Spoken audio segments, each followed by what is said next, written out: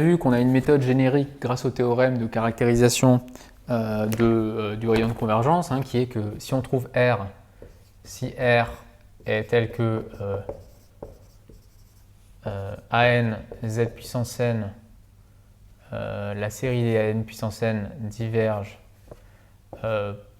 pour Z supérieur, alors je veux dire peut-être converge absolument pour Z inférieur à R, même converge, suffit, la série des AN Z puissance n diverge pour Z supérieur à R, alors c'est qu'on a trouvé le rayon de convergence. RA, c'est forcément le R qu'on a trouvé. Donc, si on a trouvé un nombre dans R plus union plus l'infini, tel que ça, on a gagné. Ok, bon. Je fais juste la remarque que ça peut être remplacé. Donc ça, je dirais qu'il y a 2 points, du coup, à vérifier. On peut remplacer 2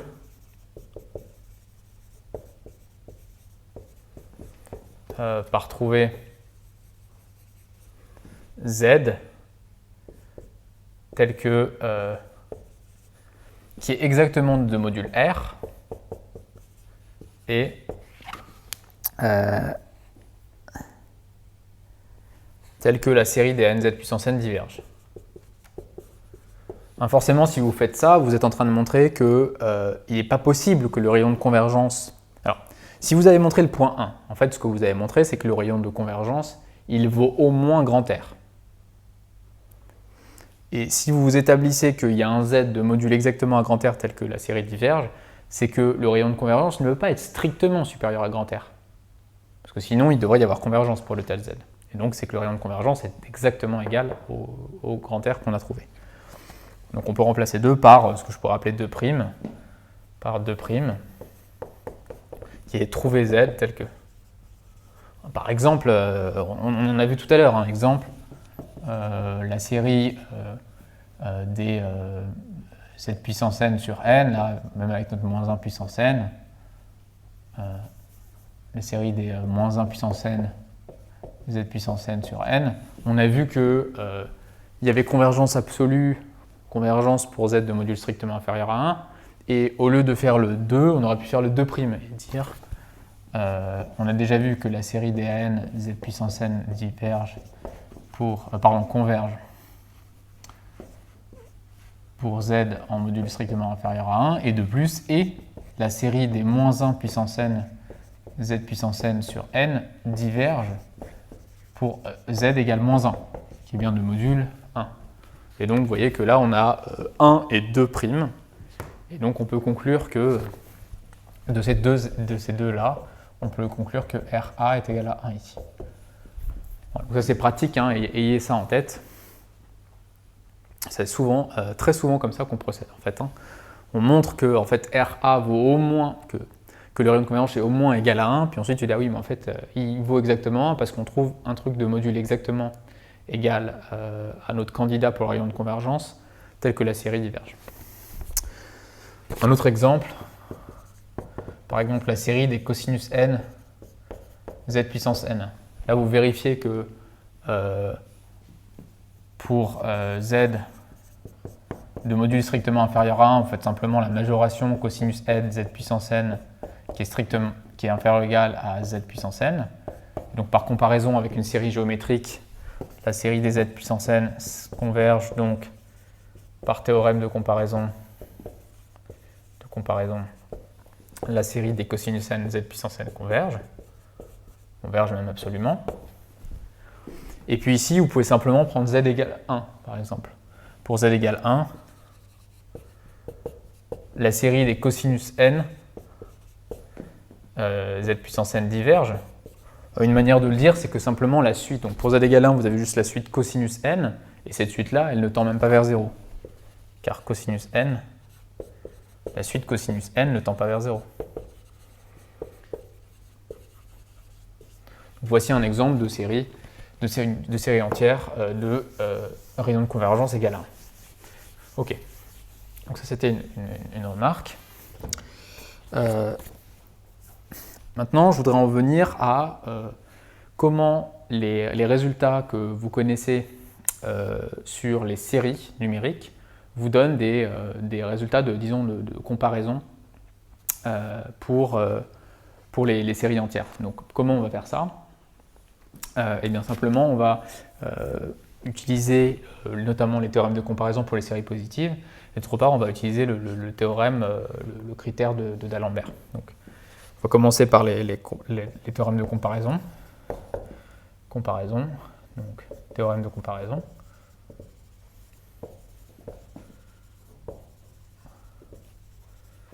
Donc, allons-y. Le premier, c'est donc avec les majorations. Si AN est plus petit que BN, donc attention, ça va changer les inégalités. Qu'est-ce que je veux dire par là? Si AN est plus petit que BN, il y a plus de Z pour lesquels la série entière va converger. Puisque la suite est plus petite, la suite des AN est plus petite. Alors le rayon de convergence de la suite de la série entière associée à A est plus grand que le rayon de convergence de la série entière associée à B. Alors ici, je me donne une série d'AN Z puissance n de rayons de convergence RA et une série entière somme des Bn puissance n de rayons de convergence RB. Et j'essaie de comparer RA et RB. Donc ça, c'est le premier résultat. Notez les valeurs absolues. Hein.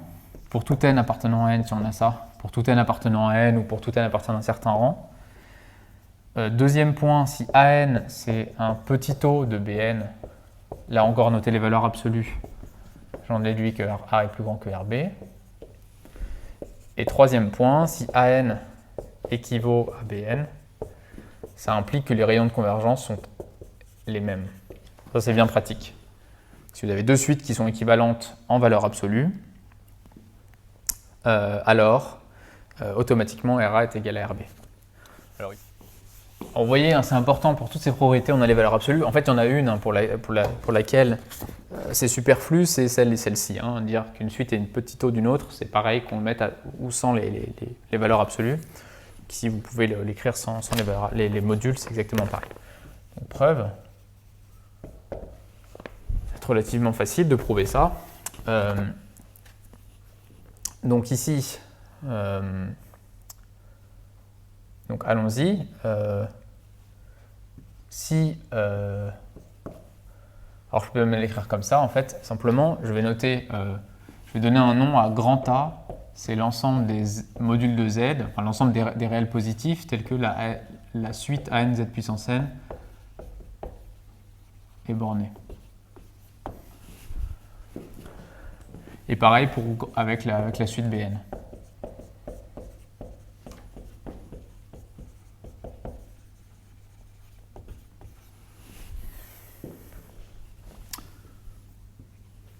Une remarque que je n'ai pas faite, c'est que bien sûr, cette définition d'ensemble a un sens. Hein.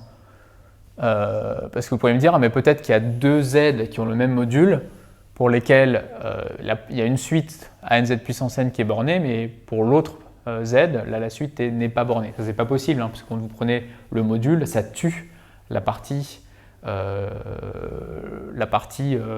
exponentialité θ qui fait la différence entre les deux Z. C'est tout à fait bien défini. Si on est borné pour un certain Z, on est borné pour tous les Z de même module, dit autrement. Ok, donc qu'est-ce qu'on peut dire? Comme on a ça, AN plus petit que BN, on peut affirmer que quand la suite AN, alors plutôt quand la suite BN est bornée, quand la suite BN Z puissance n est bornée, la suite AN Z puissance n l'est aussi, simplement par cette inégalité-là. Donc ce qu'on peut affirmer, c'est que si on est dans B, alors on est dans A. Oui, mais le rayon de convergence de la suite B, c'est le sup de cet ensemble. Donc ça implique que le sup de cet ensemble est plus petit que le sup de celui-là. RB, c'est plus petit que RA. Alors, si vous avez un ensemble inclus dans un autre, les bornes supérieures des ensembles sont dans le même ordre. Vous voyez qu'en fait, ici, on ne fait pas vraiment appel au théorème de comparaison, on peut juste se contenter de ça. Le théorème de comparaison, en fait, on l'a déjà utilisé de manière cachée quand on a prouvé, le lambda Bell. Hein. Donc, c'est normal, en fait, il est quand même caché là-dedans. Ok, pour le deuxième point, quand n est un petit taux de Bn, ça veut dire que, je vous rappelle que ça veut dire que AN est égal à epsilon n Bn avec epsilon n qui tend vers 0. Donc, comme epsilon n tend vers 0, hein, c'est simplement un cas particulier du cas. Au-dessus, à partir d'un certain rang, epsilon n est plus petit que 1. Hein, c'est bien sûr, ça c'est pour tout n appartenant à n, c'est à partir d'un certain rang, à partir d'un certain rang, APCR, à partir d'un certain rang, à n plus petit que bn. Et ça ne change rien à la preuve. Donc ici, comme epsilon tend vers 0, à partir d'un certain rang, AN, à partir d'un certain rang, epsilon n est plus petit que 1, donc AN est plus petit que BN. Et donc j'utilise le point du dessus, RB est plus petit que RA. Ok, ça c'est le premier point. C'était le deuxième point, et maintenant le dernier, AN équivaut à BN. Je vous rappelle que si vous avez ça, alors une manière de l'écrire, c'est que AN, donc peut-être l'écrire comme ça, AN égale epsilon n BN avec BN qui tend vers 1, avec epsilon n qui tend vers 1, c'est ça être équivalent. Hein. Mis sur ça, c'est quand n tend vers plus l'infini. Donc, de ce fait, epsilon n, à partir d'un certain rang, c'est compris entre 1,5 et 47. On va dire entre 1,5 et 2. Donc APCR, 1,5 de BN encadre AN et de BN. Ok, alors là ce que je vais faire, c'est que je vais à nouveau constater que, je vais peut-être le redire en termes d'ensemble, hein. Du coup, ça implique quoi? Ça veut dire que, bien entendu, comme AN est plus petit que 2 fois BN, avec le raisonnement que j'avais fait ici, c'est presque AN plus petit que BN, sauf qu'il y a un 2, mais ça ne change rien. Lorsque cette suite, la suite des BN z puissance n est bornée, bah, la suite des 2 BN z puissance n est bornée. Du fait de cette inégalité de droite, j'en déduis, ça me donne que RB est plus petit que RA, hein, puisque B est inclus dans A. Et ça, cette inégalité-là, elle me dit cette fois que RB plutôt que RA est plus petit que RB. Et donc finalement, RA égale RB. En fait, autrement dit, hein, ces deux inégalités me montrent que les ensembles A et B sont exactement les mêmes. A égale B, donc forcément leurs sup sont les mêmes. Je vais peut-être directement l'écrire comme ça. Ces inégalités-là me montrent, hein, cette inégalité me montre que A est égal à B. Et donc RA est égal à RB, ce que je voulais montrer. Voilà, donc voilà pour les théorèmes de comparaison pour les séries entières. Un petit exemple, du coup, juste pour vous montrer hein, la puissance toujours de ces résultats avec notamment les équivalents. Par exemple, si vous avez la série des z puissance n avec comme terme an, j'ai pris cet exemple-là, moins log de n plus 1 plus 2. Bon, bah, a priori, vous pouvez vous dire que c'est compliqué, en plus, il faut gérer le z.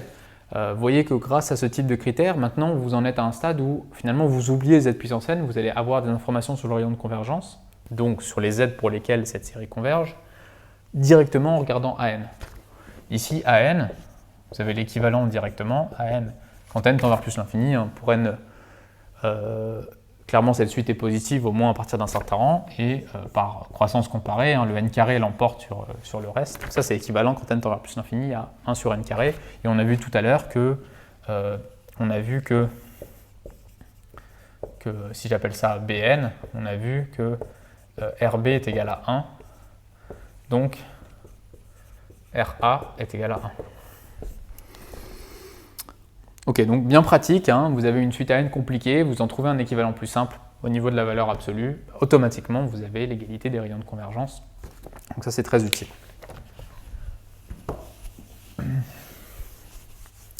On va passer à un autre critère, l'autre transcription d'un critère sur les séries à un critère sur les séries entières. Donc, la proposition, c'est... Ça, c'est à nouveau, c'est la règle de d'Alembert, ça s'appelle.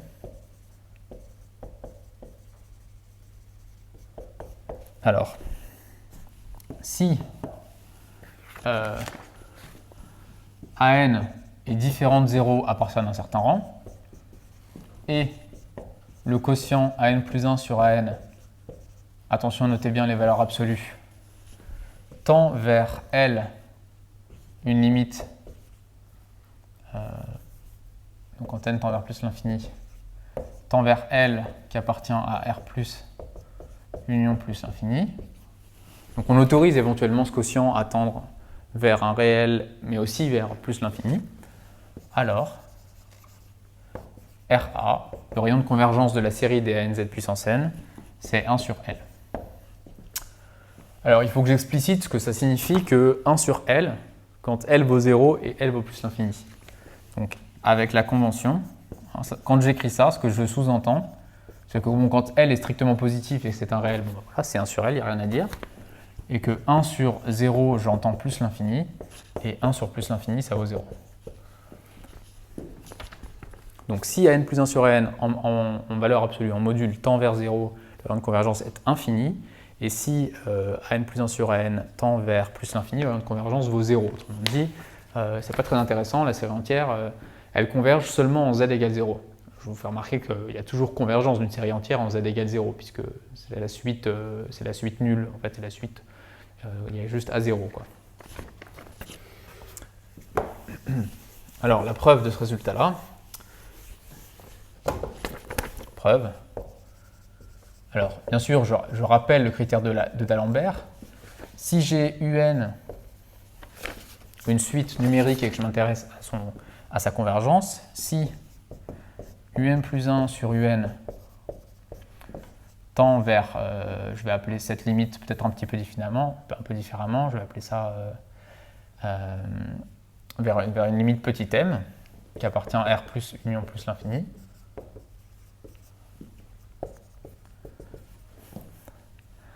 Alors, qu'est-ce qu'on peut dire? Si m est strictement inférieur à 1, la série des un converge absolument, ça c'est le critère de d'Alembert qui nous dit, et si m est strictement supérieur à 1, ce qui inclut plus l'infini, la série des un diverge, et même grossièrement. Ça c'est le rappel, le critère de d'Alembert pour les séries. Bon, et ben nous, notre un, c'est précisément mz puissance n. Donc, qu'est-ce qui va se passer? On va former le quotient, on peut le faire à partir d'un certain rang. Donc ici, soit z appartenant à C, pour n assez grand, hein, donc à partir d'un certain rang, soit un égale à nz puissance n. Après tout, c'est bien ça que je veux regarder. Je veux regarder la convergence de cette série selon la valeur de z. Pour n assez grand, tel que je peux former la division, un plus 1 sur un, c'est égal à an plus 1 sur an. Hein, c'est pas trop une surprise que le critère de d'Alembert soit agréable parce que le z puissance n, comme c'est une puissance, il y a des choses qui se simplifient quand on fait le quotient. Donc ça fait an plus 1 sur an fois z. Ok, donc du coup, vous voyez que automatiquement, j'en déduis que an plus 1 sur an, que un plus 1 sur un en module, admet une limite. Comme je suis en train de supposer que ça tend vers L, le fait qu'il y ait une constante, hein, z c'est une brave constante, z est fixée, donc ça tend vers L fois z quand n tend vers plus l'infini. Ok, et donc je déduis de ça la chose suivante. Alors ici, qu'est-ce que c'est que ce truc-là? Je vais prendre z différent de 0. Pour z égale 0, les séries convergent, on le sait toujours, donc ce n'est pas un cas important. Qu'est-ce que ça veut dire ce truc-là? Ça veut dire que si z vaut plus l'infini, bien sûr, hein, ici je suis en train de dire que une constante fois quelque chose qui tend vers plus l'infini tend vers plus l'infini. Ça vaut plus l'infini, la convention c'est que ce truc-là vaut plus l'infini si L égale à plus l'infini. Donc j'en déduis quoi de ça? Je regarde le critère de d'Alembert, j'en déduis que si, hein, ça c'est mon petit m, hein, si L, z est inférieur à 1, la série des un converge absolument, et si L, z est strictement supérieur à 1, la série des un diverge, grossièrement. Et ça, bien sûr, c'est équivalent, je peux faire passer le 1 sur L de l'autre côté, avec la convention qu'on s'est donnée. Hein. Et donc vous voyez que là, je suis, rappelez-vous le théorème qui suivait le lemme d'Abel, ça implique que nécessairement le rayon de convergence, c'est 1 sur L.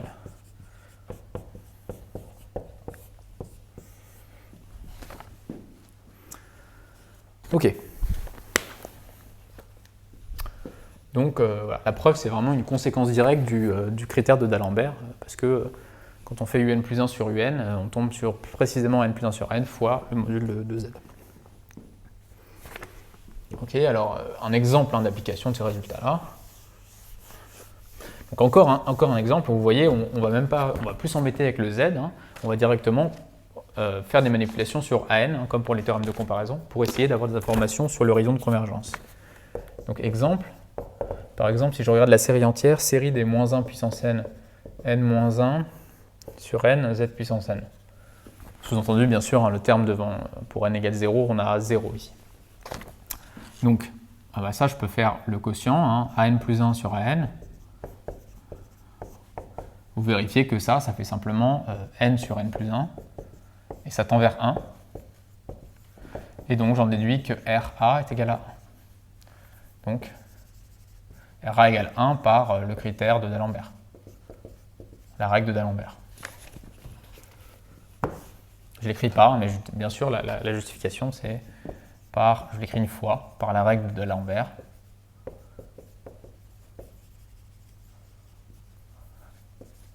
Ok, un autre exemple. Si je prends la série des n factoriels z puissance n. Donc là, ça change un petit peu. Là, le an, il est quand même sacrément gros, et en fait, il est beaucoup trop gros. Ça, vous ne trouverez jamais de z pour lesquels il y a convergence, sauf celui qui va toujours bien, z égale 0. Pourquoi? Parce que le critère de D'Alembert me permet simplement, la règle de D'Alembert me conduit à calculer an plus 1 sur an, et ça, vérifiez que ça fait juste n plus 1. Donc ça tend vers plus l'infini quand n tend vers plus l'infini. Et donc, par le critère de D'Alembert, le rayon de convergence, c'est 1 sur plus l'infini, c'est 0. Quand L est plus l'infini, la convention, c'est que quand L égale plus l'infini, RA vaut 0. Donc voilà un premier exemple de série entière pour lesquelles il n'y a pas grand-chose à dire. Le seul Z pour lequel il y a convergence, c'est 0. Donc le disque, il est réduit au singleton de 0. Et puis un dernier exemple, on ne peut pas s'en empêcher, c'est bien sûr l'exemple de l'exponentielle.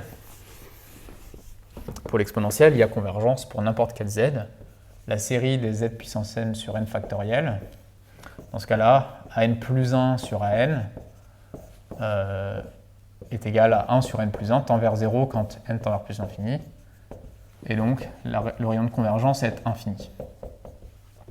Donc là, quand le rayon de convergence est infini, ça veut dire qu'il y a convergence pour n'importe quel z du plan complexe. Même convergence absolue.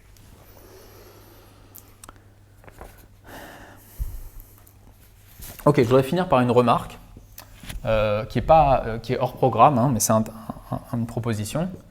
En fait, il y a une manière qui repose non pas sur le critère de D'Alembert, mais sur le critère de Cauchy, sur un critère de Cauchy un petit peu plus élaboré que celui que vous connaissez.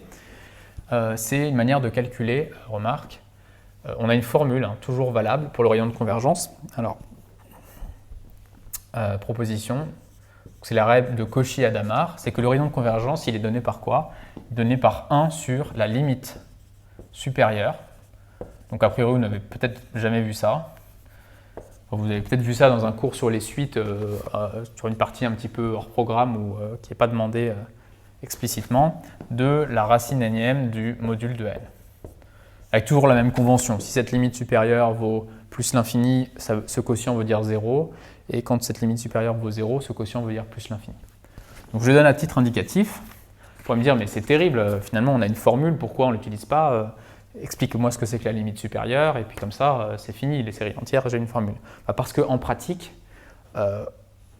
cet objet-là n'est pas du tout agréable à manipuler. Pour un AN donné, on a une suite super moche, on ne sait pas du tout calculer sa limite supérieure, donc en fait, on se ramène bel et bien aux critères qu'on a vus tout à l'heure. Donc voilà, c'est juste pour vous dire que des fois, pour des résultats théoriques, ça peut être important d'utiliser cette formule. Et en tout cas, c'est même intéressant à titre culturel de savoir qu'elle existe. Je voudrais juste vous dire en 2 mots ce que c'est que la limite supérieure d'une suite. Vous avez une suite, peu importe, appelons-la Bn. Si cette suite n'est pas majorée, sa limite supérieure, vous posez par convention que ça vaut plus l'infini. Et si cette suite est majorée, la limite supérieure de la suite, par définition, c'est sa plus grande valeur d'adhérence. Par exemple, si je prends la suite moins 1 puissance n, cette suite, elle admet 2 valeurs d'adhérence, moins 1 et 1, et donc sa limite supérieure, c'est 1. si je prends la suite moins 1 puissance n fois n, cette suite-là n'est pas majorée, donc sa limite supérieure, c'est plus l'infini. Si je prends la suite exponentielle moins n, cette suite est convergente, donc elle admet une seule valeur d'adhérence, sa limite, à savoir 0. Donc sa limite supérieure, c'est sa limite, c'est 0. Donc, la limite supérieure d'une suite, quand la suite est convergente, c'est la limite de la suite, directement. Voilà, donc, encore une fois, c'est un critère théorique que vous n'avez pas besoin de connaître, mais sachez qu'il existe et qu'en général, il n'est pas vraiment utile en pratique parce que pour un n donné, la suite qui apparaît quand on calcule la racine énième de son module est un truc moche et inexploitable. Voilà, donc on est paré maintenant pour parler vraiment d'opérations sur les séries entières. On va vouloir sommer, multiplier deux séries entières et dire des choses sur le rayon de convergence du nouvel objet qu'on a construit, la somme an plus bn, le produit, on va voir de Cauchy, ou la multiplication par un scalaire. Et ça, bien sûr, ça va être en pratique important parce qu'on va de fait devoir sommer des séries entières, en faire le produit, etc.